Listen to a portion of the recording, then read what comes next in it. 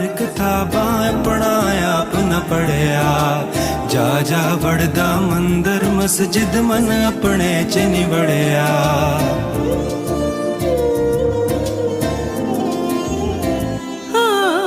पढ़ पढ़ इल्म हजार किताबां।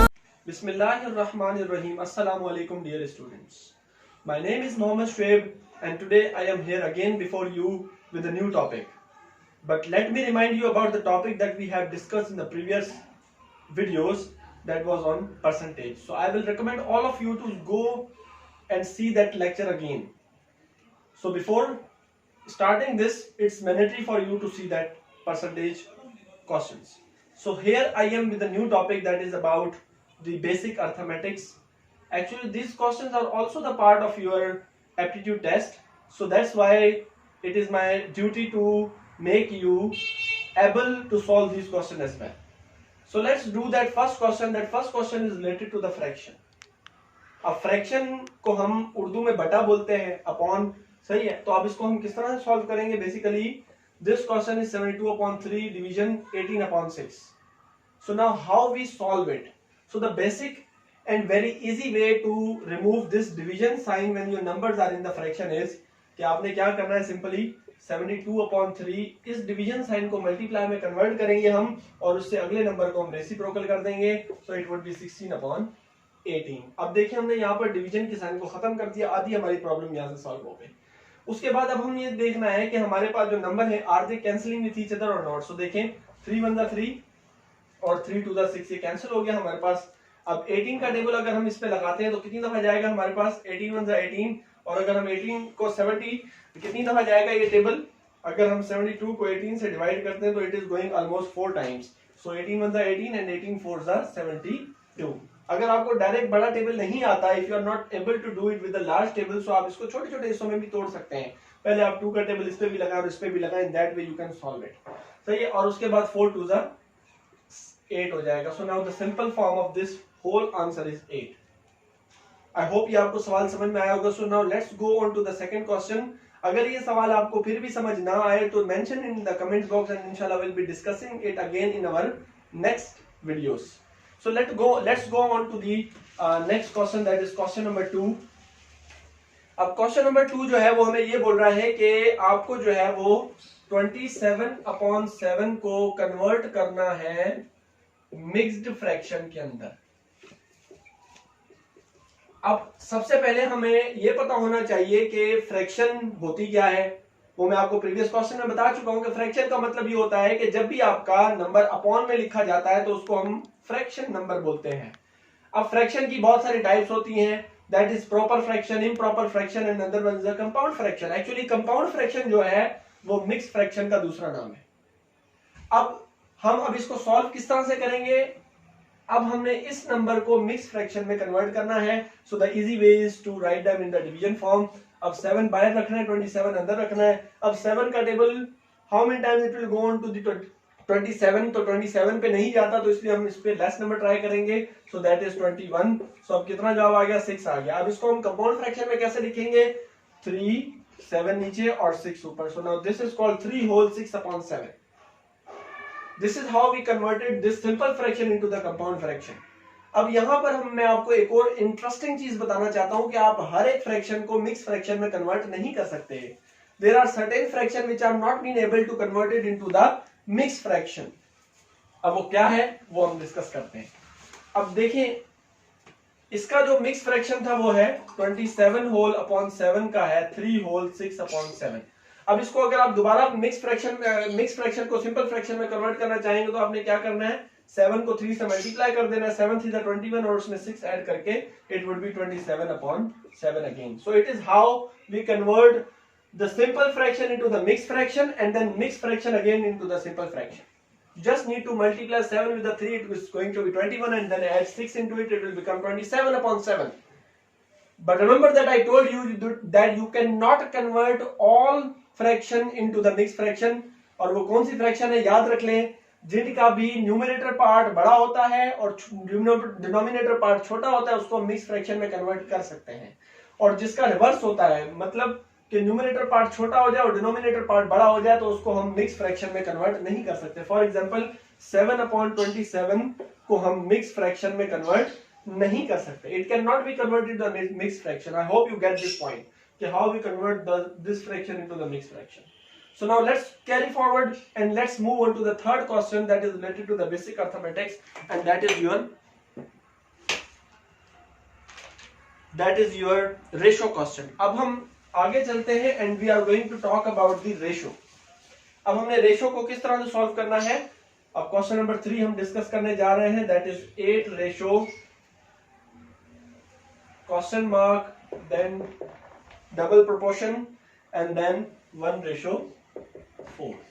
अब ये सवाल हम किस तरह से सॉल्व करेंगे. देखें ये सवाल हमारे पास जो है वो रेशियो में मिला हुआ है. अब how we are going to solve this ratio questions. अब सबसे पहले आप सबसे बेसिक चीज आपने क्या करनी है, आपने प्रोपोर्शन साइन को इक्वल की साइन में कन्वर्ट कर ले. कुछ लोग सवाल को देख के कंफ्यूज हो जाते हैं कि ये डबल जो साइन है प्रोपोर्शन की sign, how we have to solve it. Actually this is very easy way to solve it. So just need to replace it by equal sign. So अब हम इसको क्या कर लेते हैं, 8 रेशो x, क्वेश्चन मार्क की जगह आप x लगा दें, इक्वल टू 1/4. अब जब भी हम रेशो खत्म करते हैं हम उसको अपॉन में ले आते हैं, तो it is going to be 8/x which is equal to 1/4. अब यहां पर एक और चीज भी आपको मैं बताता चलूं. Actually we are doing the basic arithmetics, तो इसलिए मैं आपको हर स्टेप को डिफाइन करके बता रहा हूं ताकि आपकी एम्बिग्यूटीज क्लियर होती जाए. अब आपने क्रॉस मल्टीप्लाई करना है. जब भी इक्वल की साइन होती है वी ऑलवेज क्रॉस मल्टीप्लाई. सही है. तो अब आपने 4 को 8 से मल्टीप्लाई कर देना और x को 1 से मल्टीप्लाई कर देना, तो 8 4 32 हो जाएगा इज इक्वल टू x. अब आप इसको 32 इज इक्वल टू x लिख दे या x इज इक्वल टू 32 लिख दे, the thing is same, it doesn't matter at all. सही है. I hope you get this question. So let's move on to the next question, that is question number 4. Question number 4 is also very interesting question that is related to the radical. How we solve the question that is in the radical. हमने उसकी value निकालनी है. अब हमारे पास सवाल क्या दिया हुआ है, the question is whole radical. Let me change the marker. Question हमारे पास है whole radical x over 12 is equal to 6. इस सवाल को सॉल्व करने से पहले मैं आपको बताता चलूं कि you need to see where is the radical. आपने रेडिकल की साइन को देखना है कि आपके पास रेडिकल लगा कहां पर है. So in this question our radical is with the whole number. अब हमारा ये जो अपॉन में नंबर लिखा है इसके ऊपर पूरे के ऊपर रेडिकल है. आपको मैं इसका दूसरा सवाल भी करना सिखा देता हूं कि अगर सिर्फ एक पे हो तो हाउ वी सॉल्व इट. तो अब सबसे पहले रेडिकल को खत्म करने के लिए हमें पता है कि we always do squaring on both side, क्योंकि रेडिकल की जो वैल्यू होती है वो होती है 1/2, और जब आप उसको स्क्वायर देते हो तो 1/2 की जो पावर है वो 2 से कैंसिल हो जाती है. In that way we can remove the square root sign. Square root हटाए बगैर आप x की वैल्यू को फाइंड आउट नहीं कर सकते. So that's why you need to remove the root sign. So अब हमने क्या करना है, we have to give x/12. इधर भी स्क्वायर देना है आपने और आपने 6 के ऊपर भी स्क्वायर देना है. एक चीज और मैं आपको बताता चलूं कि जो चीज आप इक्वल के इस साइड पे करते हो वही आपको इक्वल के उस साइड पे भी करनी पड़ती है. That's a rule of mathematics and you have to follow it. So अब हमने क्या करना है, इस स्क्वायर से ये रेडिकल की साइन खत्म कर देनी है. सही है. और यहां पर तो रेडिकल नहीं है तो यहां पर आप स्क्वायर को खत्म नहीं कर सकते, rather you have to solve it. So अब हमारे पास सवाल क्या आ गया, x/12 इज इक्वल टू 6 का स्क्वायर इज 36. अब हमें क्या करना है, इसके नीचे कुछ भी नहीं है तो 1 होगा. Now you have to cross multiply. हम पिछले सवाल में भी डिस्कस कर चुके हैं कि if the question contain the sign of equality then you have to cross multiply. तो अब हम क्या करेंगे, x को 1 से मल्टीप्लाई करेंगे तो x आ जाएगा एंड 12 को मल्टीप्लाई करेंगे 36 से. So what is the answer. अब इसका आंसर क्या आएगा, 12 मल्टीप्लाई बाय 36, तो इस आंसर इज 432. तो x की वैल्यू हो जाएगी हमारे पास 432. But I will recommend all of you to do it by hand. Here we are having a short of time, so that's why we are doing with the calculator. I hope you get the point. अच्छा, इधर मैं आपको एक और चीज भी बताना चाहता हूं कि अगर यहाँ पर सिर्फ रेडिकल की साइन इसके ऊपर होती है, सिर्फ x के ऊपर होती है, तो फिर हमारे पास क्या है. अगर मैं इस सवाल को मिटाऊं, आई होप कि आप इसको साथ साथ लिख रहे होंगे. सही है. सो अभी इस सवाल को थोड़ा सा चेंज करते हैं ताकि आपकी मालूमात में इजाफा हो जाए. तो मैं ये रेडिकल की साइन सिर्फ महदूद कर देता हूं सिर्फ x पर. So I have just put in the radical sign on x. तो अब इसको किस तरह से सॉल्व करेंगे, तो इसको भी हम वही चीज करेंगे, squaring on both side. Radical x is equal to, पहले आप इसको उधर ले जाए, 12 को 6 से मल्टीप्लाई करें, it is going to be 72. अब आप इसको जब स्क्वायरिंग ऑन बोथ साइड करेंगे, रेडिकल x को स्क्वायर करेंगे इज इक्वल टू 72 को भी स्क्वायर करना पड़ेगा आपको. इसको इससे कैंसिल कर देंगे तो x is equal to whatever the square of 72. I hope it is going to be 5184. That is the answer. I hope you get my point. Now let's go on to the next question. We have done this question number 4. Now let's move on to the question number 5. Now the question number 5 is related to the interest, and that is a very important topic of the aptitude test.